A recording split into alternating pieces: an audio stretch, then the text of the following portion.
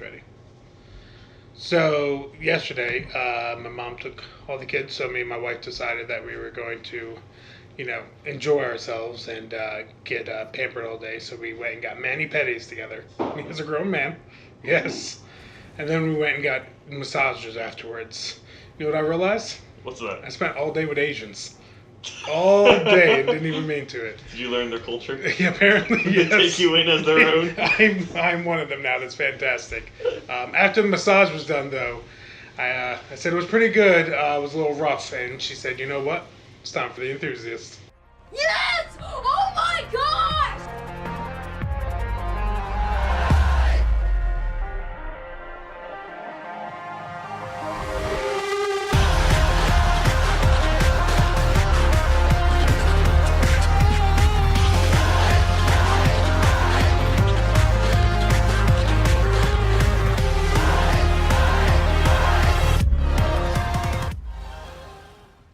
What up? What up? What's up, everybody? This is the enthusiast with one of your hosts, Justin Nazario, and I'm dead serious. I really did get massaged yesterday, and I'm in a lot of pain. I don't think that's the way massage should work. I'm here with my good friend and all-around great guy, fantastic Thanks. friend. Introduce yourself, good buddy. Will Zabo. Will Zabo. How's the week been? Pretty good. We already got the alarm to get off. That's it. um, Mom, we'll be up when we're ready. Sheesh. Did she make the grilled cheese without the crust this time? Probably not. She pissed me off last time. Anyway, it's been pretty good. Been playing a lot of Fear. So what I've decided Beer. Prey. I'm sorry. Woo! It has been a long week. Taking it back, man. Prey. Taking it back to a launch title for 360. I mean, technically, Prey was a launch title, yeah, so. Yeah, you're not wrong. Playing the new Prey, so far it is, once again, like we said before, Prey in name only. It's a really beautiful game. It does look good when I'm watching you play your gameplay. Because I'm a fan of our own podcast, and I do watch the videos you make without me. Always get a little sad and jealous. I'm but sorry. It does look really good. It looks really good. I will say that I've been enjoying it so far. Not super far into it or anything, and we've been doing a play series. I started making a joke called Prey Play. We're on part 3, just released this morning. So basically what I've been doing is about 30-minute segments instead of like an hour, because I feel like some people don't want to sit through an hour, but I've been doing like 30-minute segments of playing. It's been going pretty well so far. Other than that, I've just been working a lot, preparing up the house. Yeah, it's boring. I like to talk about working. Preparing the house seems nice. Yeah. Thanks to you getting the couch, though, buddy. Lit a fire under me, and I got a new couch, which I do love. Oh, like a child. I seriously, that night, I was like, he's like, getting a new couch without me. And I bought one. Oh, that's good. How about you? Not much this weekend. I went and they had a collection on PlayStation I thought was pretty good. It was War of the Monsters, Twisted Metal Black, and Kinetica for $20 for all 3 of them. Okay. So I picked that up, and they should have stayed in the past. Really? In the past, yeah. It did not age well, man. Oh. Twisted Metal Black's probably the one that aged the best out of all 3 of them. Still not great, though. Oh, man. Yeah, so I'm having trouble going That really sucks because I loved War of the Monsters when I was younger.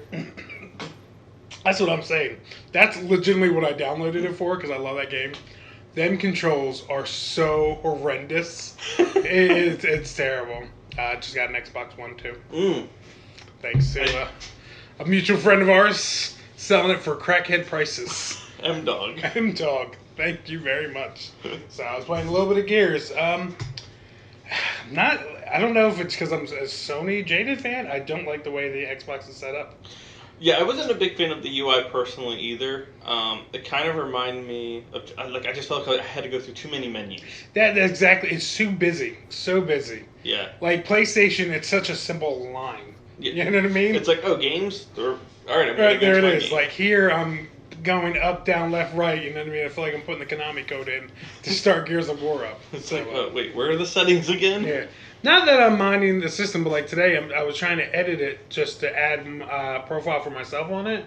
It just took me so long. I'm like, guess I'm gonna stay M-Dog. I can't help this. Is driving me crazy. So it is what it is. Well, that's about it for the week. Oh, I dropped my phone yesterday and cracked my phone case for the first time ever in my life. That I'm sucks. so mad. I couldn't believe it. You picked up Rare Replay, didn't you? Yes. Yeah. Yeah. Gonna play Conquer? Oh, yeah. I can't wait for it. Oh, that was like the only reason why I bought an Xbox and I got rid of an Xbox. Recently, my girlfriend was like, I really want to play the Fable games again. I was like, guess we're getting... I was like, well, I have them on PC. She was like, I don't want to play them on the computer. I was like, oh my god. I gotta rebuy an Xbox at some point. Good luck with that. Thanks. So, the original Xbox, which confused me on the Xbox One name, I love that system, man. I had The system was great. so many fond memories with that system. Knights of the Republic, Halo 2, like Ninja Gaiden. Like, there was a lot of fun I had with that system. And I didn't buy it at launch. I bought it after they fixed that controller. Remember that monster, that first one they released with the bear claw? Huge one. What were they, who's gonna play with that? A They giant? thought only Shaq existed in the world. Everyone in the world's as big as Shaq. Yeah, this is what we're doing. Unbelievable controller. Not a good looking one at all. No, I agree. Yeah, so maybe we'll come back to seeing what you feel about the Xbox further down the line. Yeah, like next week I want to get more into it because obviously you get that almost I call it the new car smell. Like when I got the Switch. Although I love my PlayStation, I played nothing but the Switch for a week. So, you know what I mean? As much as I love my PlayStation, I'm probably going to play nothing but Xbox One for the next week. By next week, I'll let you know what I really Because you really love Gears. I do. That is probably your That's favorite. legitimately the only reason I got this Xbox One when I kept telling my wife I'm going to get an Xbox One eventually. I told you we'll be done in a minute. Jeez. I'm kidding, everybody. That's my dryer. My wife decided to wash clothes right now while we're doing this podcast. Sound like such hipster. Like, how dare you do the laundry for this whole house while me and my buddy are trying to do our podcast? Jeez. What a jerk. You know, like my wife the other day, she's like, is everything good in your little room in the basement? It's like, call it a studio. Take our podcast serious. Jeez, honey. But yeah, back to what I'm saying. I love Gears, and literally the only reason I wanted to get an Xbox One was for Gears. Yeah. And Gears 4, the trailer did nothing for me. Like, you know what I mean? Didn't make me feel like I had to run out and get an Xbox One. I agree. I knew I was going to pick one up eventually, because I do love Gears of War, but, yeah. And for the price that it was on. What I got it for, yeah, that was unbelievable. People are going to wonder, I'm not going to say how much I paid for it. Just know, first question I asked my good buddy Will over here was like, is our mutual friend on drugs? Is that what's going on? Is that why he sold it to me for this? I'm kidding, Mike. Thank you. I appreciate that price. M-Dog! No, I'm joking. He's going to own that nickname. Sorry, M-Dog. I literally put him in my phone as M-Dog. Did you really? That's so awesome. Okay, well, let's move on to the news.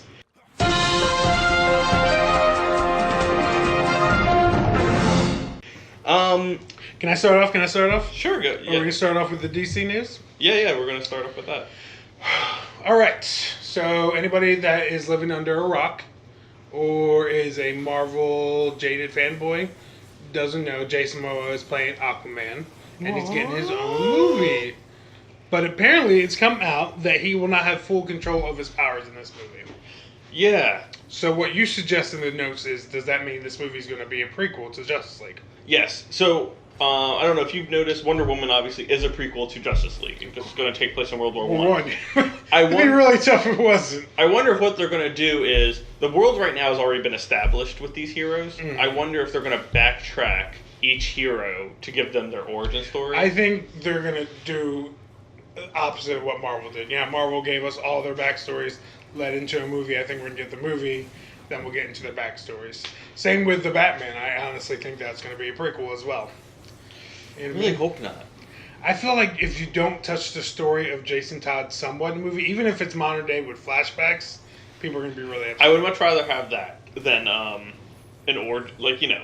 Well, let's get off of Ben Affleck's genitalia, even Yes. though we both want to be on it real bad.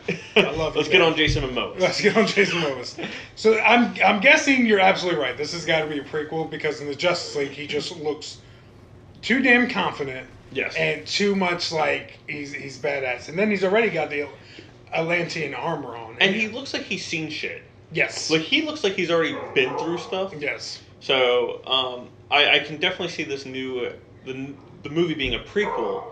Do you like this? Do you want? I think it's an interesting concept to Quentin Tarantino it to kind of start towards the end and then start going backwards. I'll have to see how it works. You know what I mean? I'll be honest. Would it have been weird to see Batman v Superman and then go watch Man of Steel? Yeah, it would have been super awkward. I could agree with that. So let's see how well it works. They could always do, like, I always appreciate this in movies, have him telling a story of when he first got. That way you let us know that this is still modern time, but this is a story of how he got his powers. I think that's how Wonder Woman is going to happen. Yeah, actually. most likely. I figured there's going to be a big cameo from Ben Affleck, and it's probably going to be her telling him the story of what happened to her. Yeah, they're probably going to want him in everything. Yeah, he'll probably even be an Aquaman. I agree with you, and it's not, like I said, it's just because everybody I've talked to that, wasn't a fan of Batman v Superman, at least like Ben Affleck's Batman. So, yeah. I was getting an argument with a good friend of mine. So we always give everybody nicknames. We'll call him Jay Spanish. A good friend of mine, Jay Spanish, we're getting an argument. And he was like, well, Ben Affleck wasn't that great of a Batman. And I was like, what about his costume? And he's like, all right, he had a badass costume, but that's not the point. Like, even he had to admit there was just awesome elements of Ben Affleck's Batman. Yeah. Well, Jay Spanish is an idiot. Yeah. He is. He has his moments, actually. I actually do think that out of all the heroes that we have coming into Justice League, 2 probably should have a backstory, because I do feel like they are probably not as popular as others. Aquaman is one. We've talked about numerous times in this podcast how badass he is, but he's kind of this joke. Yes. This running joke with everyone, not just like DC fans, but everyone. Family Guy uses him as a joke. Family Guy, anybody that wants to be spiteful, especially when I tell like people Aquaman's in my top 5. Like, oh, yeah. what's he gonna do? Talk to fish? And I'm like, he's as powerful as Superman. Like, come on, he's awesome. Yeah, Aquaman's in my top 5 as well, and I get the same reaction whenever I tell people. I'm like, Aquaman is probably one of my favorite heroes of all time. People are like, yeah, it's a face. The guy who talks to fish. The guy who talks to fish, yeah. And that, you never want to get like super nerdy with them and, look at him and be like, that's right, he just talks and can't even control them. That's how scared they are of him. But it's like, what else can you say? But it's like being a wrestling fan. You can't convince somebody that wrestling's great. Well, it's also one of those things, like, once you go nerdy, they just kind of look at you like you're a loser. Like, yeah. Oh, you know all that? That's and you have children? I wonder how that happened. Apparently they all look like this. I'm so glad the adoption agencies accept the new applicants. But yeah, I definitely think he does need a backstory, and I hope that they do it well. Like, I hope that when people leave this movie, people go, Aquaman's awesome. Yeah. You know what I mean? Kind of similar to what Marvel's been doing with their heroes. Ant-Man. Well, take Ant-Man, perfect example was Iron Man. Nobody gave a shit about Iron Man until that first movie. Now everybody and their mother swears to God Iron Man's like the greatest superhero. Yeah. But it wasn't for Robert Downey Jr. in that first Iron Man movie, Jon Favreau's movie. I agree. They need an Iron Man treatment, absolutely. Something that's going to be like, wow, make this hero stand out by himself. And I think the cast they have as they have now is looking like they can do that. What's his face as Ocean Master? Patrick, can't remember your name, but you were in Watchmen, and I think you're an awesome actor. The one that played Night Out? Yeah. Yeah. As Ocean Master, I think was a perfect casting, so I'm really excited to see what they're going to do. I do too. Do you think they're going to introduce an Aqualad? I don't know. That'd be... And if so, which world are we establishing? Because technically, both Aqualads exist in every world. Yes. The difference is, in one path, the Aqualad that we know from the comics, the white one with the black hair, he goes the path of the mage. Right. And then the black one becomes Aqualad, that we know from Young Justice. And then it switches around. That, like, those two roles seem to rotate depending on who's the Aqualad. I don't know. Be honest, I feel like that's going out too far on a branch now. Stick with... Let's get Aquaman cool before we do anything like that. Before we add lads. Yeah, you know what I mean? That's just... That you might be pushing too far. Somebody might have been like, Aquaman's awesome. Aqualad, I will not co-sign with that, sir. So, either way, you're excited to see Aquaman? Oh, absolutely. Yeah, I'm really excited about it. So, I'm excited about next month, Wonder Woman, man. Yeah, I still haven't even had a chance to see Guardians. I really need to hop on that. I've seen it yesterday. Did you? Yes. I'm going to try to see it this week, and maybe next podcast we can have a second spoiler cast. We haven't done one of those in a while. Yes. On a little side note, your discretion advised. Watch your ears on this next one. For those reviews that were really negative of Guardians of the Galaxy, you guys need to stop spelling your own farts and get out of your own asses, because that was a really good movie. Really? I was really offended that was like... I mean, was it as good as the first one? No, but the first one was perfection. But it was a solid movie. I couldn't believe. That it was getting the scores that it was. Yeah, it did. Huh. I would still expect that to be in the 90% on Rotten Tomatoes. I thought the movie was really good. I enjoyed every moment of it. Well, that gets me a little more excited to see it. I've kind of been... I think as long as you are a hipster or going in like, I'm going to hate this, and have an open mind, you'll enjoy this film. Well, then I'm going to fucking hate it. You call me a hipster every time I'm on this show. Great. Thanks for now putting that in my head. I'm sorry, Mighty Number 9. Oh, God. That's it for the day. There it is. One per episode. God, I hate you. Let's go on to the next thing. On from DC News to Marvel. Yeah. Yeah. Looks like we got our first look at Inhumans. We got a teaser trailer and a still. You sure it's called Inhumans and not Inwatchable? Or unwatchable? No, it looks seriously stupid. Why? What is that? That still looks so bad. I actually really... So, you don't like the Inhumans. Nah, I just want to be X-Men. I haven't read the comics, but I will say I really like how the characters look.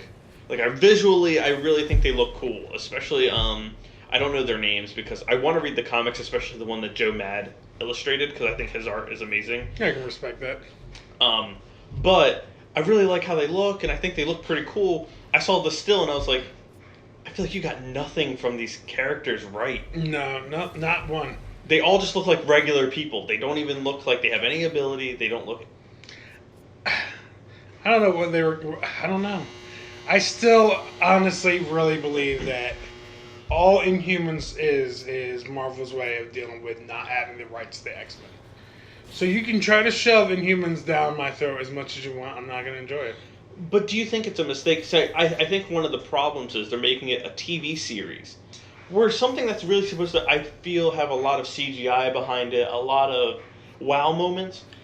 I feel like if you would have gave it the Marvel treatment of a movie, yeah, you probably could have pulled off the right look. I don't know. I've not... You know what it is, too? I've not been a fan of one Marvel TV series except for Daredevil. I'm actually in the same boat as you. Yeah. Luke Cage was okay, but I don't really consider that Marvel. Just because it felt like it was better written than most Marvel films. Not saying Marvel was bad, I just thought that was a really... Like, take all superhero elements out, and it's a great show. Yeah. I kind of agree, though. I didn't like S.H.I.E.L.D., didn't like Agents of S.H.I.E.L.D. And what's it called now? Just Agents or something like that? I think so. I don't know. I only started watching the first season. I thought it was so boring that I never continued. Yeah. What did you think of it? You saw the still, and we saw the still. Well, I did not like the still, and then we watched the teaser together because we do everything together. I love you, brother. Yeah, just not feeling it. Like, and I wanted to, just like I wanted to be into Iron Fist, and I gave an episode a try, and just wasn't into it. So, and I know I sound like a jaded DC fan, but like, when it comes to movies, Marvel's been on point. When it comes to their TV series, it's real hit or miss. Like, I can agree. More miss or anything, and especially their network TV series, like on regular TV, almost unwatchable in my opinion. I do think the Netflix series are really what saved them for the TV side, but even them, it's like I didn't like Jessica Jones. Luke Cage was good, and I couldn't get through Iron Fist either. So compare Flash to like Agents of S.H.I.E.L.D. and like DC all the way when it comes to actual TV series. Yeah. So are you going to give this a try? I'll give it a try, just one for the podcast, because you know what I mean? I don't want to ever be that guy that's just like, I'm not watching it, kids. You'll never get my review. So maybe it'll be good. Sometimes the dumbest looking things actually work out. I remember when they released the still for X-Men, Days of Future Passes, Quicksilver. He looked so stupid. He did. And I couldn't live without that Quicksilver now. He's amazing, so. I can agree with that. Gotta give things a chance sometimes. Going off of that onto Game of Thrones is going to get a spin-off series, but I know, it's really weird. George Railroad Martin is going to be involved. Is it a book series or another TV? No, TV. It's going to be another HBO series. Oh, it's going to be on HBO. Yeah. I guess HBO was like, I need that Game of Thrones money, man. I really think so. I think HBO probably looked at their viewings, and they're probably like, we peak whenever Game of Thrones is on, and they probably drop off whenever Game of Thrones is done. So I feel like they're like, you know what? We need this to keep going as long as possible. Yeah, most likely. And if you can get another 3 seasons out of him easy from it, I mean, not? plus Where do you go with this world? Because it feels like he's kind of done with the world himself. He's supposed to release, what, 2 more books? he has 2 more books to be done, and we have 2 more seasons Yeah. left. But the thing is, it's to me the Game of Thrones is a lot like Walking Dead. You don't need those characters or what's going on to still have a good story. Right. You know what I mean? Like, you don't need to have the White Walkers coming to invade over the wall. You easily can just have anything. You could just have a medieval drama without all that. Yeah, I guess so. Or just take a certain... I think I see your point. Like, the Walking Dead video games that Telltale makes, nothing to do with those TV series or the comics. Yes. Amazing games, though. Amazing story games. Yes, and they take place in the world. Like, In that world. You do see characters from the comics and from the game. Right. And they're supposed to... from the show. And the game is supposed to kind of be bridging gaps. It's like, oh, when this character was gone in the show, this is what they were... This is who they met up with. You know what? That could... As long as it's... And with him being involved, that makes all of the difference, too. So, I'm excited. I watched a little bit of the first season of Game of Thrones. I really enjoyed it. I watched... Legitimately, the only reason I'm out of it is just because a couple of years went by and I'm waiting for the show to be done. But it's a well-written show. My wife loves the books. Yeah. So, you know what I mean? I'm a big Game of Thrones fan. I'm really excited for this because just more Game of Thrones to me is exciting. However, I agree with you. If it's done right. If it's just something that they're doing just to do and they're not actually going to get the writing down and they're not going to do the casting well, then I don't want to see it. Don't even do it. Because I'd much rather the show end on a high note. Yeah, and that's how I feel like Arrested Development, one of the best TV shows. That last season, on Netflix. Yeah, it ruined it, you know what I mean? I agree. And I always thought, like, leave it alone until I seen the 10-episode event for X-Files, or was it 8 episodes? 10. It was done really well, and I was like, so that it can be done, you know what I mean? Yeah. And I feel like sometimes it just has to be that. I think it depends on if it's more of a cash grab or if it's something that the people behind it are actually interested in doing. You know what I mean? Knowing fans wanted this and that, and yeah. But, oh man, Arrested Development, I'm so sorry that last season exists. Yeah. And George R. R. Martin even said himself... Are you really still calling him Railroad Martin there? Yeah, it's George R. R. Martin, Railroad. Okay, no. Not what it stands for. What? Really rich Martin. Stupid, everybody knows that. Okay, well, if you own a railroad, you clearly are really rich. Okay, but you're really rich because you own a railroad. It still doesn't make any sense on your part. Or he built the railroad and got really rich. He was by really letting rich, people and that's how travel he built. coal to the south. It doesn't make sense. He was really rich, and that's how he built the railroad. Jeez. You want to go on? No, we're fine. No. I don't want to talk about this anymore. I'm done with it either. But We are just... in the world like Game of Thrones, though, I feel like you have so many characters you can spin off of.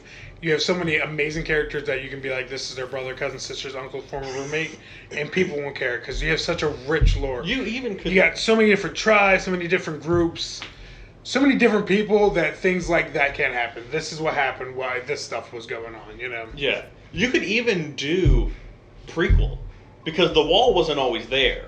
The wall was built to divide.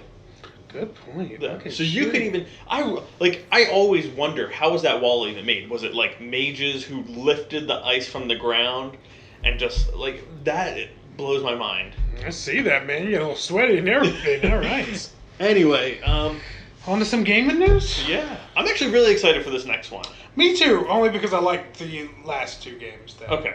And they've been surprise hits for me, to be honest. Well, let's just say what it is. Darksiders 3 was announced. And... oh, is that where you're going with?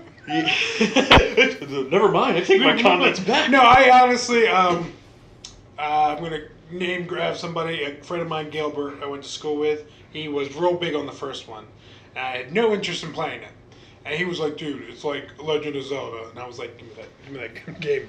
And I really enjoyed the first one. It is like Zelda. Mm-hmm. A more mature, darker version. Absolutely, yeah. But yeah, it is like Zelda. But it was a fun game, too. And the controls, as much as I love Zelda, and I'm probably going to get hit by a plunger for saying this, the controls for Zelda have always been a little stiff. Yeah. And to me, it felt a lot more fluid than Zelda ever did. And they only improved with Darksiders 2. I agree. With the combo system. But I think they're really well-written games. I think it's such an interesting concept.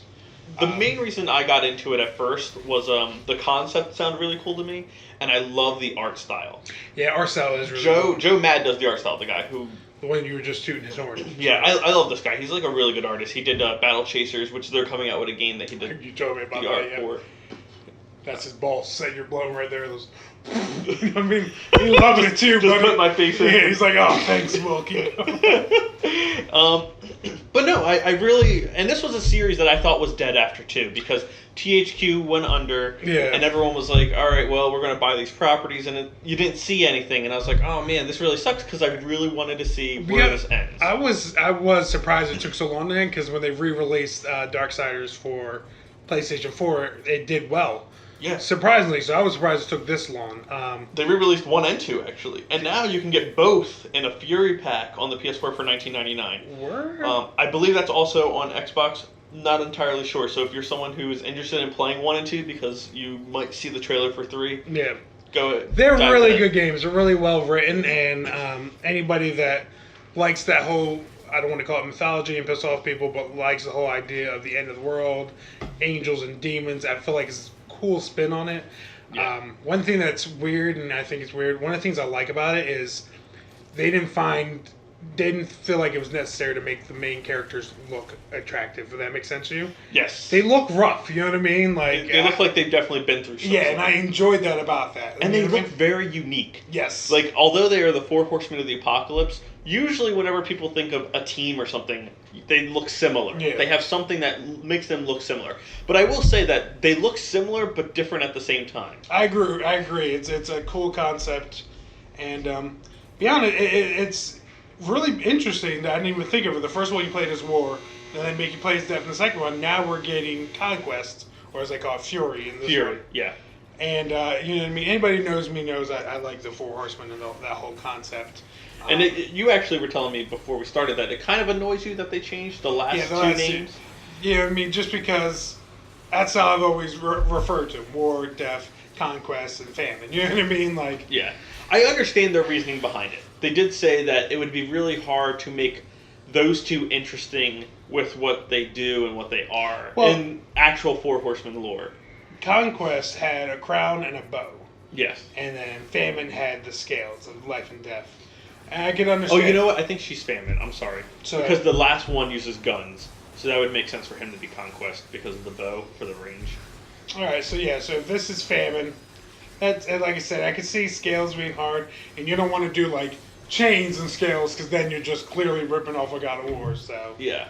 I had to see. What I do like about this, I do like the art style, and then I was watching the gameplay, and I did like the gameplay looked a little stiff in my opinion, but it was still early. It does say it's an alpha. Yes. What we saw. We also know the game's coming in 2018, which was surprising to me that it's coming so soon. But talk about the gameplay and then we'll. What I was get to that watching, stuff. what I liked about the gameplay is I liked the way the character moves. I thought the animation was cool. I love the fact that you could tell she was a horseman, but she was kind of attractive still. If that makes sense. Okay. At first, when I saw the heels, I was like, "Oh, that's really stupid." But I actually like how they incorporated it with her character. But like I said, it was a little stiff, but I didn't take that in mind only because it was early gameplay. What I really Oh, go ahead. No, I don't want to. No. Man, I was really excited. What I did like was the fight with Sloth. I really liked the combat. I thought it looked really neat. Yeah. You know what I mean? I like that. So these are going to be their own embodiment of what they believe the 7 deadly sins look like. We saw Sloth, which he was a giant fly. Yeah. Who got picked up and by carried the other bugs. Like, I thought that Yeah. was And then such a- once you kill the other bugs, he's like gets mad. He's like, "Oh, you killed the only people that I have to carry me around. I guess I got to get up and kill you now." Yeah, I honestly think it's cool, but like I was going to say about the combat, I've been so used to playing things like Horizon Zero Dawn or God of War where all this dodge and moving quickly and all that, and it just looked like old school combat. You know what I mean? Slash, kind of move.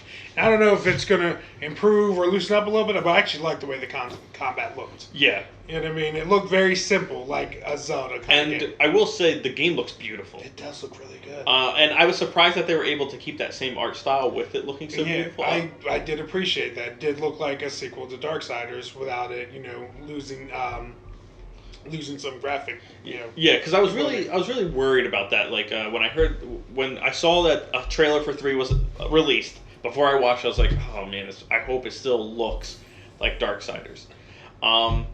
The combat, though, I thought was really cool, and I like that her hair moves on its own. It's like its own embodiment, and they said that the hair determines how furious she is in combat. So I don't know if she's going to have a fury bar that will increase her damage or something like that. Her weapons are a whip, and in the gameplay we didn't see it, but they also said the other main thing that she's going to use is magic. Well, that's kind of scales, so I might be okay with that. So, what do you think of the concept of her fighting the 7 deadly sins? I don't mind it. I think it's actually pretty cool. Because when War started the apocalypse, he released them. Yeah. Which that's the first game. Spoiler alert. I'm sorry, No. But so the fact that War's going through trial, which is why Death is doing what he's doing in the second game. This takes place during the second game as well. Right. So this and the second game are going on at the same time, and I feel like she's kind of like, you know what? War, you deserve. From the trailer, it seems like she thinks he deserves to be where he is. Yeah. She doesn't really sympathize with him, whereas Death is like, War didn't do what he did because he just wanted to start the apocalypse. Yeah. It looks like, honestly, she's just tasked with getting the 7 deadly sins. So she might just be somebody that's about her job. You know what I mean? Like, she enjoys being a horseman, that kind of idea. Now, do you think she's going to kill them, or do you think we're going to be capturing them? I don't know. That'd be tough. We don't know what would happen if you kill one of the 7 deadly sins. You know what I mean? That's what I was thinking. But that's what it makes a good trailer. This gets us talking. It gets us intrigued. I agree. And so, good job on that trailer. Maybe a little round of applause for Darksiders 3 trailer. But there was actually some more stuff that we know it's going to be an open world action adventure with RPG elements. Again. Right. They said the game will focus on exploration and puzzles. Now, I'm curious, and this is what got me a little nervous. In the reveal, they talked about how Zelda advanced in its games. They were like, Zelda from what it was to Breath of the Wild was a big leap. And they kind of want to do a similar thing with Darksiders. That really scared me, personally. Because my problem with Zelda I had was there was such an open world, and it felt like I didn't really have enough to do that I wanted to do. Not that there wasn't enough to do, because I see people all the time posting stuff like, oh, I found all the kids with the masks on, with the Cs, and I'm like, I don't really care about looking for them personally. I'm just worried that this game now is going to turn into a, hey, you can go wherever you want and just go wherever you want. I hope it's not open world. I really don't. They did say that the main story will be linear. So that is an option, I guess, which I really enjoy. If you do want to just play the main story, you can. Be honest, you know what I really miss? A hub world. Give me that, man. I'd be so happy with a hub world, man. I take it back. Those were fantastic. Like, let me explore all this, and when I want to go into a level, I have to go over here. Go to a portal. Something like Mario or Gex. Yeah, brought back to Gex or Crash Bandicoot. I would love something like that. Okay. Know? Each world you have to go through is based off of 7. So you got 7, and then you have a whole thing you can explore. Well, they did say the entire open world, you can tell what sin is in it based on the environment. They said the environment morphs to the sin. So I'm curious if you kill the sin or capture it, if the world will slowly... I wonder what lust is going to look like. Yeah. Bunch of dildos. A bunch of dildos, whips, and chains. You're going to see a guy chained up. No more! Dildo being shoved right up him. 50 Shades of Grey playing in the background, little sound like, make it turn off. So, excited about it though? First day pickup for you? Absolutely, yeah. It's funny because as soon as it was announced and I got on my PS4, I saw that there was the Fury collection, and I was like, can I pre-order it on my PS4? But it's not up yet. Yeah, I'm definitely probably going to pick it up for get the Fury collection just to play through them again and play. Like I said, one of my coworkers and one of my old friends, Gilbert, was in love with those games. So they're good games. If I do run into them, I'm going to be like Darksiders 3. He probably got it tattooed on his chest already. Like, yeah! I'm sorry. What are you going to do when 4 comes out? Shit! Just cross it out, put a number 4 over his belly button. That'd be great.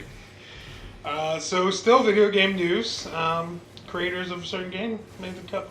Huh? Yeah, Remedy Games, the creators of Max Payne, they're developing a new IP. So good, Max Payne was so good. Yeah, and they're actually in bed with a new publisher. Why did we get a 4? So good. Well, probably that 4 is up to Rockstar now. Wasn't Max Payne 3 amazing then? That was done by Rockstar, so we can't really give Remedy credit for that. I know. But yeah. 3 was so good. Yeah, it was. But they're making a new IP. This is going to be a third-person action-adventure game with the Remedy touch we've all come to expect. Bullet time? They actually can't do bullet time. Because Rockstar owns that. Rockstar owns it when they bought Max Payne. So what could they do then? What they've been doing... what other games have they released besides... Alan Wake. Ooh, I did like Alan Wake. Those are great games. Alan Wake was amazing. But Shut up. that was Remedy. That was a good game. But it did not sell. Yeah, 3 people bought it. That was an awesome game, man. And that's what sucks. Like, Remedy What makes... about the other one that just came out? It was like, Quantum Break? Yeah. Quantum Break was good. I personally... Was it made by them? It was, yeah. I want to play that. I wasn't a big fan of it because Alan Wake to me is held on this really high pedestal, and Quantum Break is, while it's a really good game, comes right under it. It's like it just didn't meet that, so I was a little disappointed because I really just want another Alan Wake. But didn't you get Alan Wake if you bought Quantum? Yes, you did. You got a digital copy of Alan Wake if you bought Quantum Break. The thing is, this is the first time that they are now in bed with a new publisher. They're not going to be with Microsoft. I feel like Microsoft was like, Alan Wake didn't really sell. While it was a great game and it was well received, you're not giving us the money.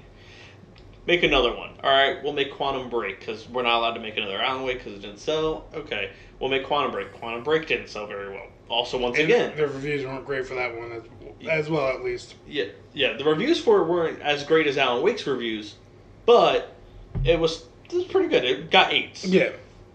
While Alan Wake got 9. Like I said, I was excited for Quantum Break. It was an Xbox exclusive. The only reason I didn't play it for now.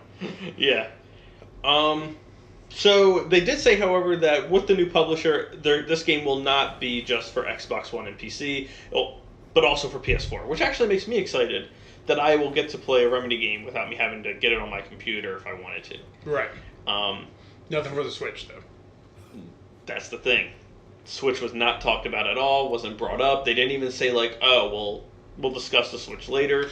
I feel like the developers are just not taking the Switch serious right now. Yes and no. So I'll give you an example of someone that is taking it seriously. Square Enix. We'll get back to Remedy in a second. That's so unfair. Square Enix, okay. But Square Enix recently revealed, and I didn't put it on the notes because it was just announced last night, that they are looking into getting the Final Fantasy VII Remaster on the Switch. It is not confirmed. They said they are looking into it to see if it can even run, because they said that the game looks beautiful.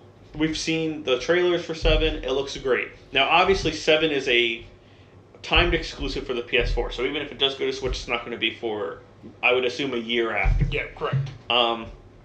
But that doesn't mean that it's impossible. And I'm worried about if it goes to the Switch, people are going to do that graphics comparison, and people are going to be like, this is why I don't want to Switch. Well, like I said, it's also really early for the Switch. You see what's going to happen. We need at least that year out, or at least to see what it's doing before developers are probably going to... Well, here's the problem. Nintendo from the get-go has said Zelda Breath of the Wild is pushing the Switch to basically do everything it can. So you won't really get anything that looks better than Zelda Breath of the Wild, or anything bigger than Breath of the Wild. Well... That doesn't mean it's impossible. I'm going to say, just remember that, because... Remember when Gears got released, they said the same thing about that for the 360. This was pushing it and its graphic capability. And although Gears still, to this day, stands up great, other things eventually came out in the 360 that looked slightly better than that. I can agree with that. So it's not an impossibility. My question is, to go back to this whole Remedy games and Max Payne, what makes you think this game's going to sell? That's the problem, too. And I think the big problem that I feel like Remedy has is, while their games are good, they are horrible at marketing. They are really bad at making people want their games. Alan Wake, they did no marketing for. But actually, if you look up everything in Alan Wake, there's a phone number that you can call for the psych ward that you go to in Alan Wake. If you call that number, it actually does lead you to the psych ward. Like that real psych ward. And you get an answering machine because everyone in the psych ward's now dead. So I thought that was pretty cool. Yeah. The band that's in that game is a real band that they have an entire website for, and it says their last location was where Alan Wake took place because everyone disappeared. Like, I thought things like that were genius, and it's like, why didn't you use this for your advertising? Like, you didn't know about any of this until the game came out. And it was trying to be clever, and another thing Cloverfield tried that. Yeah. The movie, and that flopped as well. Although it became a cult classic, we had a sequel, but I don't know. I can't see it doing well. They need to come up with something a little more mainstream. I feel like. But then there's that argument. Like, does every game need to? Well, what makes a game sell and what makes it, and I think advertisements have to do a lot with it. I know, and word of mouth. And sometimes that's what it takes. Horizon Zero Dawn did well. One, because, you know what I mean, it looked great advertisement-wise. Two, people talk about that game frequently. Yeah. My little baby right there. So, we'll see. I agree. What game would you say they could release that you think would do well? Just on idea by itself.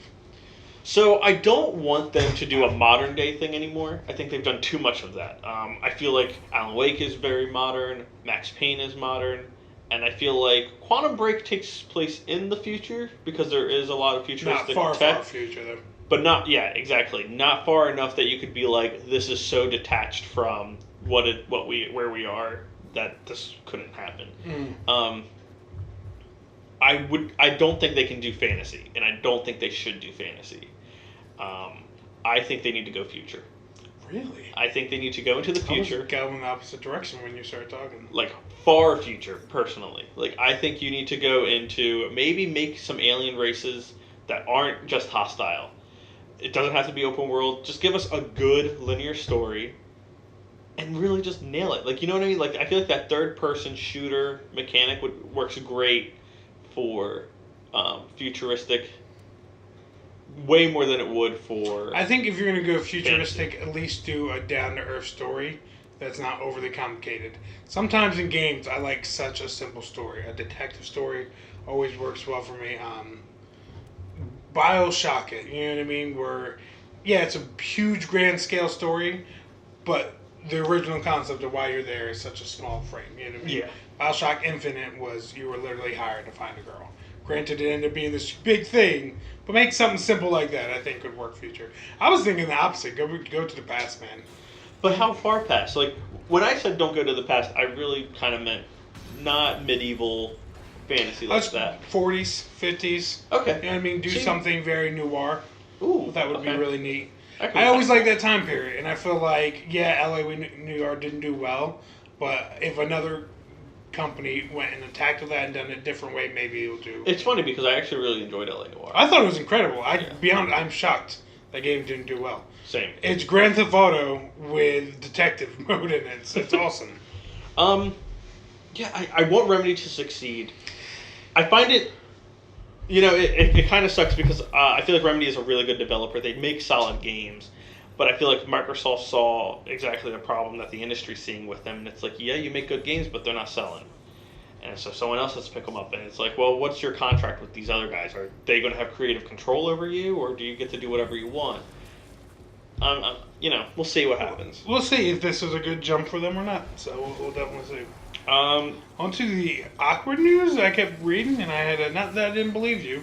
I just had to Google it to find out it was true, and it is. Yeah. Go ahead, man. So Fire Emblem Echoes is going to have a season pass, which is cool. Most games do nowadays. Yeah, that's nothing new. Except it's going to be more than the game. Yeah. You weren't kidding. No, the game is 40 and the season pass is 45.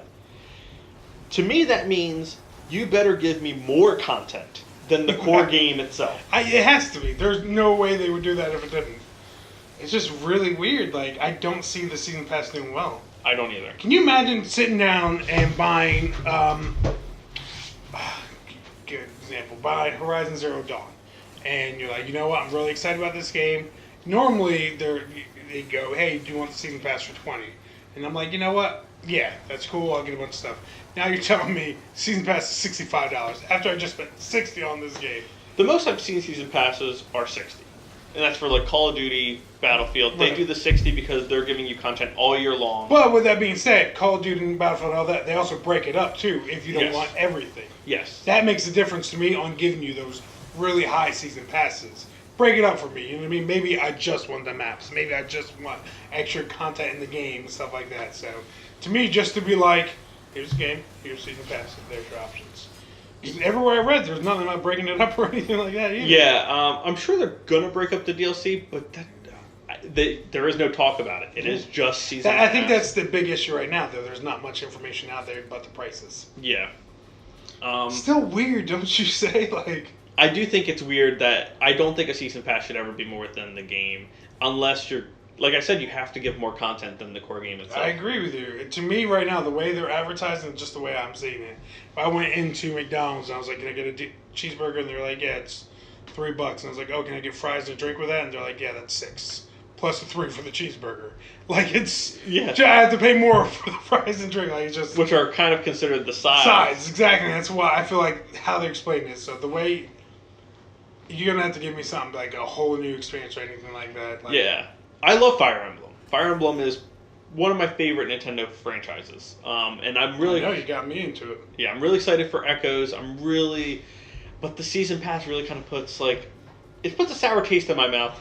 Do you think it's because let's face it? Because remember before you got me to the Fire Emblem games, what did I do all the time to you?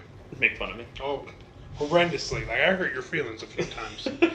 So do you think because they know all they have is their core gamer that play these, that they think they can get away with something like this? Do you think it's trying to get over on people, or if it's legitimately a reason they had to charge this much? I don't know, because Fire Emblem has had DLC since Awakening, and I really like their DLC for Awakening and for Birthright and Conquest.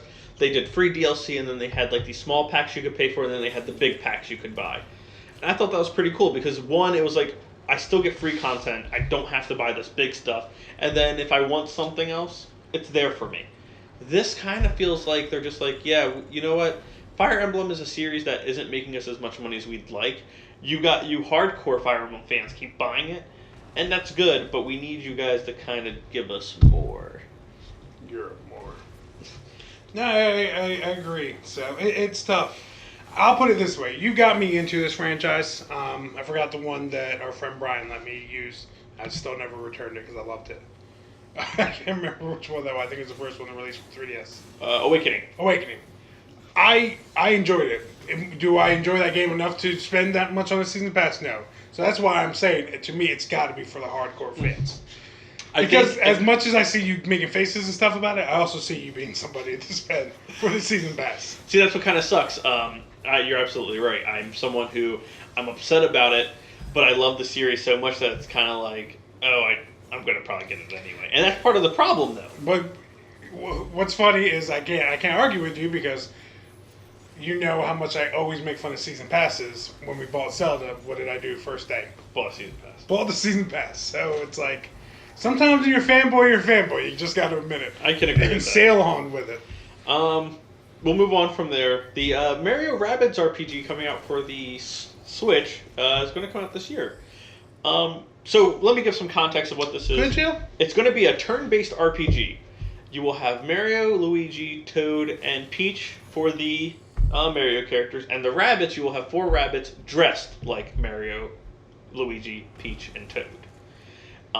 Rabbits. Yes. From Rayman Rabbit. That's what I was going to say, as in Rayman Rabbit. Yeah, so this is going to be made by Ubisoft. Basically, Nintendo is licensing the Mario property to them. What do you think about this? We haven't seen gameplay or anything yet, so... Right. Okay, we haven't got an amazing Mario RPG, in my opinion, since Paper Mario: The Thousand Year Door. I can agree with that. Which I love that game. Yes. Swear by that game. My second favorite Mario RPG. First one would be Super Mario RPG? Yeah, absolutely. Yeah. Because even the ones that my son has for the DS and 3DS, they're good, but they're nowhere near... I just kind of feel like after Paper Mario: Thousand Years Door, I feel like they kind of started to treat their fans like their children. And they did. That was my big issue with it. It was no... The fact is, and I love my kid, but he's an average kid. Okay, you know, I mean, yeah, he's smart, but he's not a genius. And the fact that he can run through those RPGs with no issue says something about the quality of those games. So I'm hoping with another company taking over, and obviously Nintendo trusts them with their licensing out. It's not like Nintendo will just throw their license, especially after that Mario Brothers movie and that Laserdisc fiasco. Not like they throw their license out for anybody. So I'm excited about it only because I want that feeling I had and the nostalgia I had from when I played Mario RPG, Super Mario RPG. I agree. And if I can get that back, yeah, I'll be excited for it. What I'm worried about, though, is with the rabbits being involved, does that instantly make this for kids again? And that's the problem I'm running into. I love RPGs. And you like RPGs, too. Yes. Lost Odyssey be my favorite besides Chrono Cross. And it's like, I really want them to just take this seriously and be like, anyone can play this. It can be challenging for adults and kids. And I don't want it to be like, oh, it's challenging because of a difficulty slider. I'd rather it be challenging because you actually have to think about these fights. What I'm more worried about is that it's going to be a quick release cash-in. Like, the characters are going to be small figurine characters that move across. That's what I'm worried. I want an actual full-fledged story-based dungeon moving down, like, exploring towns character games. And when you add the rabbits in, that's what I think it's going to be, is a more of a Mario Party-esque feel game where you're moving around figurines and stuff like that. On a board game or something. Excuse me. While we're on the subject, breaking news I read this morning, Nintendo put in, put a patent in for a Bowser game. Really? Yes, first time in Nintendo's history, Bowser's getting his own game. We'll go to that in a second. Because I do have one more thing that I just wanted to add to the Mario Rabbids thing, which I'm really excited for that Bowser game that you just said that, because I love Bowser. I know you do. But do you think Nintendo, is Nintendo just so desperate for third party that this is what they're doing? I don't. I would say that if they just if they were releasing a Rabbids game on this, the fact that they're licensing out their characters means that they trust them, I'm hoping. Like I said, I'm hoping that we don't get a quick correction or it doesn't feel like mobile Nintendo gaming. Because that's another, now you mentioned that's another thing I was disappointed about. I thought when Nintendo released mobile gaming, they started licensing out that they were going to get great quality games.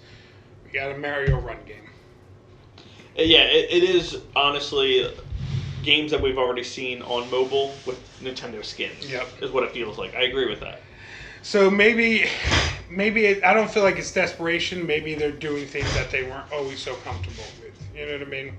Yeah. So maybe they'll start bridging out. Because at the end of the day, I love Mario. Mario Odyssey looks amazing. Looked really good. But I would love to see another Mario RPG on a console. I would like to start seeing these characters break off and do things that they're not normally associated with, you know what I mean? Yeah. Grand Theft Auto, Mushroom Kingdom. Something like that, you know what I mean? Besides just the sports games, too. Yeah. Because while I agree that, honestly, I'm not a big sports game guy, but the Nintendo Mario sports games are usually pretty fun, and they're probably the only ones I'd really play. But I really just want, my RPGs back. I want to love Nintendo again. Not that I don't love them still, but it's it's just getting hard to really want to invest money into my Switch when it's I want Mario Kart, but I don't want it right now because I don't have anyone to really play with. Yeah, nobody loves you. So it's just kind of I don't really know how I feel. But let's go to this Bowser game. No, what do we know? Do we know anything? All they know is that it's the first time in Nintendo history Bowser is going to get his own solo game. Okay. Nearly everybody else from Nintendo has. Toad's got one, Peach got one, Luigi's got one, Donkey Kong got one. Now it's finally Bowser's turn. Oh. That's all they said. That it's going to be his own game, and it's going to be unique to Bowser. So I'm curious. Do you think this means? Now Nintendo's been doing this for a while now. They have a year of. They did the year of Mario, year of Luigi, year of Yoshi. Do you think Bowser is going to get his own year?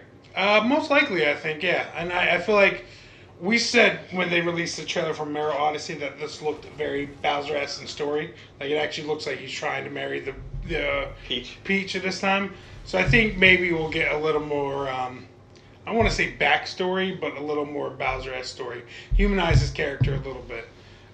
One of the things I always like to do online is read up on, Mario theories and stuff like that. One of the things I always point out is Bowser really that bad of a guy? He employs a bunch of thousands of people, you know what I mean? He has all these kids by himself that he takes care of with no... Well, technically, Mario's the murderer. You know how many blocks you break? And then Yeah. when I found out that every block was a citizen of the Mushroom Kingdom, I was like, You murderer! But what I always found funny is you were a fan of the old school Brothers games, Partners in Time and stuff like that. yeah. Anytime you've seen Baby Bowser, he was always raised by Lacto, or whatever that wizard's name is. Yeah. Bowser's parents were nowhere to be found, so I'm wondering if we'll get into that story. Was Bowser an orphan? Was he raised by that little wizard? Like, what's going on with him? That'd be interesting. You know what I mean? What kind of game should we expect? Because obviously we're not going to get a platformer. Bowser's too big and too slow for him to be jumping on platforms, or at least for it to be a fun platformer. Yeah, I don't see platformer because that's what you have Luigi and Mario for, and even Yoshi, that they changed up the gameplay. Even though Yoshi was a platformer, it's a different kind. I want to see them go in a direction like they did with Toad. Toad didn't play like any of the Mario Brothers, and I like that. Captain Toad. Yeah, yeah, it was a puzzle game. it was which a I thought puzzle was game. really cool. It was really fun. So, do I think you can do a gimmick like that and rest your whole game on it? No, not for full price. Yeah. So- It would have to be. Captain Toad was actually discounted. It wasn't a Yeah. full-priced game. So I think you would have to do that again if you did something like that And with Bowser, he's too big of a character, in my opinion. to give him something like So maybe something close to Wario. That'd be cool, like Wario Land Shake It. that. See, I feel like you can't really do a Wario because then people are just going to compare it to Wario. And while I agree, I just don't see how you explain why Bowser's just sitting around giving mini games. Wario, that makes sense because he's such a crazy, ridiculous No, character. like the actual Wario Land Shake It, like the actual adventure Oh, game. oh, not oh, Wario. oh. Yeah, Where it was like Mario platformer, but he used the size and strength. More of a brawler. Yeah, that's what I would like to see. You Is know- a brawler, to be honest. I wouldn't mind that either. Yeah, you know what I mean. Where you know what else I probably could see, and this is only because we already talked about it. Maybe they bring back that classic RPG from Super Mario RPG because it makes more sense to have a slower paced game with Bowser, have a turn based game where he can have the Koopalings or certain Koopas with him as his team. You can have the wizard and he'll be your spellcaster for the team. Right. I think that could be pretty cool too. That would be. I just don't. I'm very curious as to what they do with this character because I love Bowser, but he's just a slow guy. Besides that, it's never been anything too humorizing about Bowser.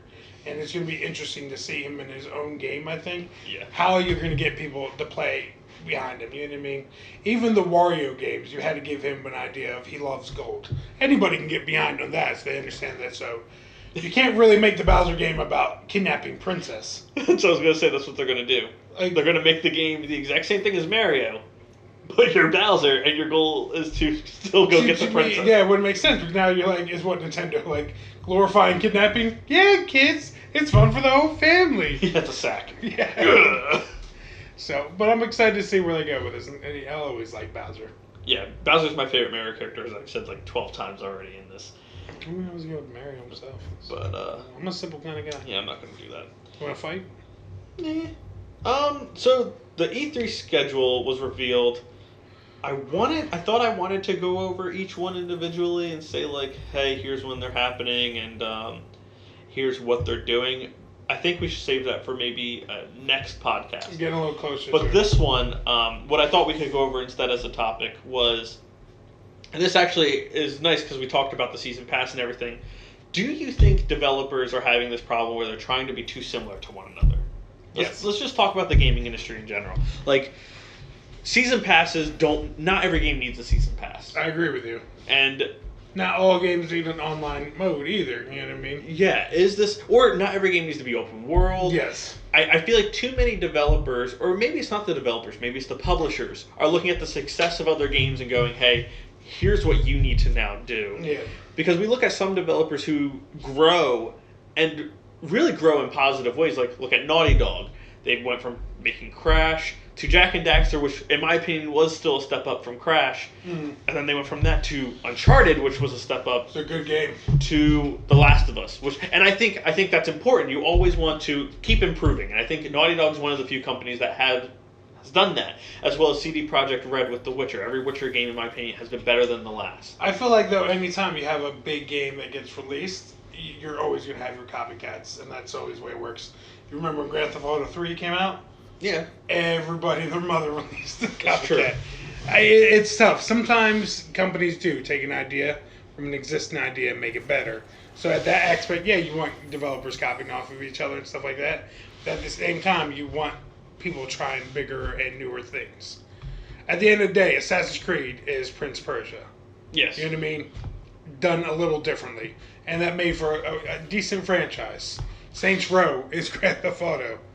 Just a parody version of it. And that's what made that game special. You know, our good friend Tiger, we love it. He loves Saints Row.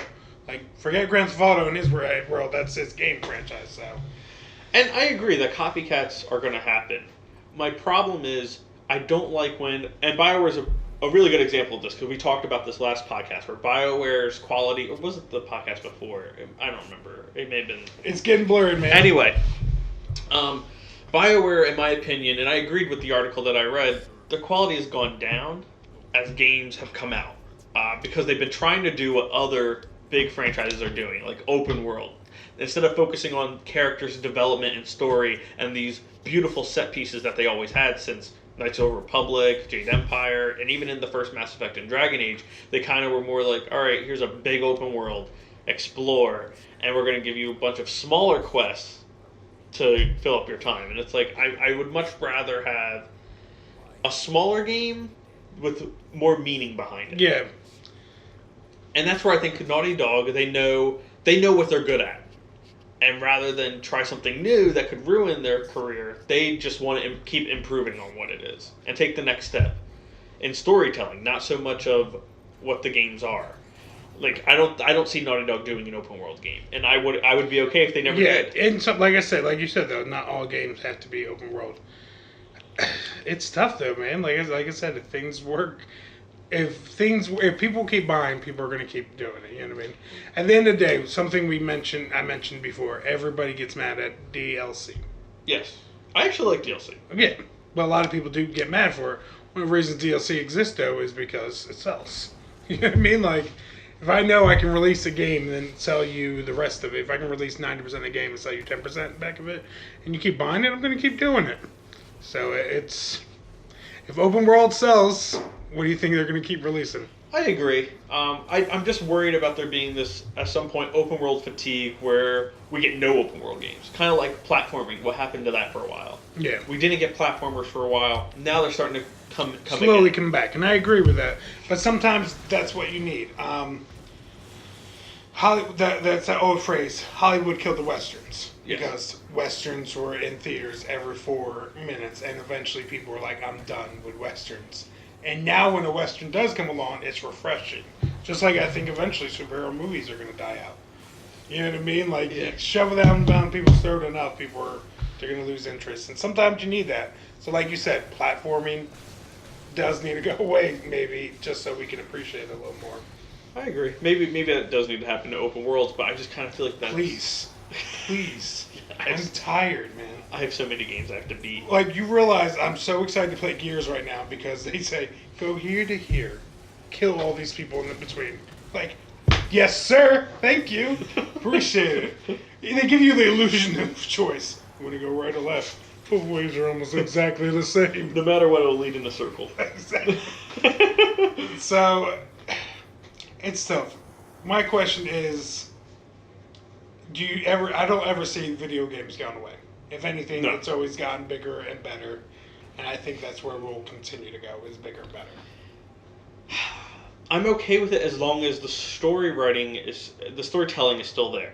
And that's because, and we can argue about this all the time, and I know I'm in the minority with this. Zelda is a very good example. I feel like Zelda Breath of the Wild dropped the ball for me. And that's because there is really no story. The voice acting that is in that game, in my opinion, is horrendous. I could have done without it. I'd much rather read text than listen to those people talk. Yeah, you can give me the finger all you want. What? No, this is for me and you, buddy. Not for anybody else to explore. I just didn't enjoy it. I don't mind if you have an open world that's interesting and gives me a reason to want to explore it, but just giving me an open world and saying, hey, go do whatever you want, it's like, well, I don't care. I don't care about what's in those mountains, honestly, unless you give me a reason to care. And just because I'm in Hyrule doesn't mean I care. It's tough, though. You're always going to have people that... somebody like me looked at this and said, this is an amazing Zelda game. This is an amazing experience. I'm going to enjoy playing every moment I did. And you're going to have people like you that just didn't. That's fine. It's what makes games special. I agree. At the end of the day, Metal Gear Solid was, to me, in my opinion, the first video game that was like, I'm going to give you a movie that you can play between the cutscenes. Metal Gear 1 was the first game that proved to me games can be more than just like Mario and games that where you're just running through levels. And at the end of the day, I know people to this day that swear by that franchise. I'm one of them that say that will go down as one of the greatest franchises ever. I know people, the other day, you saw I shared a picture of Metal Gear, and I had somebody immediately call me homosexual. Like, that's just, people don't like that game franchise either. That's what makes it special. Is I feel like there's such a range of games that if you don't like Metal Gear, you don't have to play. You can play something else. I agree, but my problem that I have is I hate when you love a franchise and that franchise takes a turn. And Mass Effect is a great example of that for me. I have it tattooed on my chest. I know. I love Mass Effect. I know, it's right there. Yeah, I love Mass Effect God, 1. you have such soft skin, buddy. Man, do you lotion up? I try. Wow, I instantly got a chubby. That's crazy. But I loved Mass Effect 1, and you love Mass Effect 2.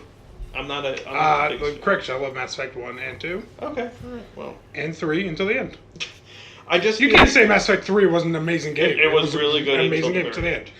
But not that I'm not arguing with you. It does upset. In Metal Gear Solid 5 is a prime example. The game feels unfinished, and that was weird for a Metal Gear Solid game. Yeah. But to me, here's my always opinion. I've said this before, and I've said it 1,000 times to you. If you don't like it, don't play it. It's simple as that. Yeah. It just hurts to go from Zelda that I played my entire life. Every time a Zelda came out, I was always excited, loved it, and always wanted to play it. I mean, in my opinion, they've kind of went downhill after Wind Waker. In some shape or form, I feel like they were trying to be too handholdy. And now I feel like they were like, oh, here's this open world game, but we're going to take out the other things that people really love about Zelda. Temples aren't really a thing in this one. Yeah. There isn't much shrines. There isn't much of a story. There isn't, and it's hard. I get what you're saying. You don't have to play everything, and I get that. It's just hard when you love a franchise so much and you see it take a turn where you're like, I might now never play this again. And I can respect that, but at the end of the day, it's something that I loved as a turn. I love the scaling back. I love the open world. I love the fact that it didn't hold your hand. I got my ass whooped repeatedly in Breath of the Wild. Got one shot killed many of times. So it's, to quote Jay-Z, you know what I mean? Don't like my new shit, listen to my old albums. It's like, all right. Thank you, Jay-Z. And I understand what you're saying, I really do. But I hope you eventually get Breath of the Wild a fair chance. Yeah, maybe once everything's moved into the house and I'll lock you in your house. I can just sit. You're not allowed to go, Salva, until you finish Breath of the Wild and love every minute of it. I come out with a beard. Look like Moses. The 10 Commandments of Zelda. Thou shalt not head to the desert without a cooling sword at first. Yeah, so let us know in the comments below if there was ever a series that kind of took a turn you didn't like, or how you feel about the gaming industry and where it's going right now. I think that's an episode, though. Is it? It feels good, man. Feels good talking to you. Real quick shout out to a Facebook friend of mine that made a couple comments on Facebook for us. John, not going to say your last name, but you're listening, and I appreciate your comments and your support. Yeah, he said he commented on our stuff. That's Steven. That's another Steven, guy. I'm sorry. All right, see, you're not the only one with fans, buddy. I got some fans, too. I have no fans. Another shout out to Steven. Also, good seeing you at the movies yesterday. Thanks for commenting on our stuff, buddy. Yeah, I still couldn't find that. It's on episode 21. 21, okay. I'll have to go back. You hipster. All right, leave me alone. He pretty much just disagrees with the Star Wars comment you made. People don't like you, man. They love me. I'm kidding. They love me to death. What comment did I make? Steven, now we're calling him out. This is going to be super awkward. He mentioned that it's not the fact that he feels like it's making the galaxy small if Rey is a Skywalker. It's just them continuing following the Skywalker story. Yeah, I don't agree with that. I'm sorry, Steven. We're not gonna. Relax. I do not care. He's not here with us. I do not want her to be related to Skywalker. And that's the nice thing about us having a podcast. We can share those opinions. with that being said, we always enjoy your comments, guys. We do. We always enjoy your questions. Thank you for commenting, Stephen and John. So, guys, have any questions? Leave them in the comments below, or you can hit us up on Facebook like a few people have been lately. Yeah. And, if you like the videos, hit that like button. Check out our other content, too. Like, we do Let's Plays. We have spoiler casts that we do. Zabo apparently gets really excited when people jump in and start viewing him while he's playing, especially 6 o'clock in the morning. Hey, I got 2 views. Well, yeah, so I've been streaming really early because that's really the only time I kind of have. But I'm going to start making these 30-minute segments for YouTube of Let's Play for Prey. On my days off, I'm probably going to do really long sessions and just divide them by 30 minutes and put it on YouTube. That's a good idea, buddy. If you have a podcast or you're doing streaming videos and you want us to give us a shout out, please feel free to do that. Leave us a message about it. We always love people trying to do something on a small scale like we are, and we got to help each other out on the ground level. So anytime you need a shout out, just let us know and we'll do it for you. So that's episode 23. 23? Yeah, you can check 23, like the Jim Carrey movie. Oh no. Oh god. Already get all over my body. So you can check us out on Facebook, SoundCloud, Twitter, Twitch, and am I missing something? YouTube.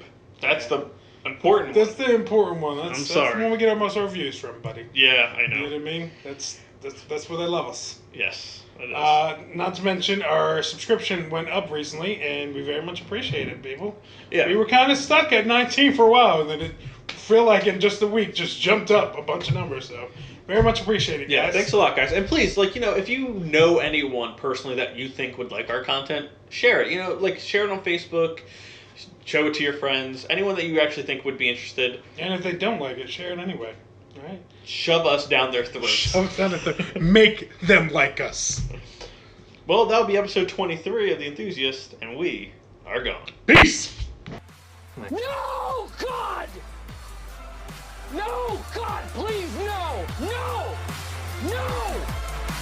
No!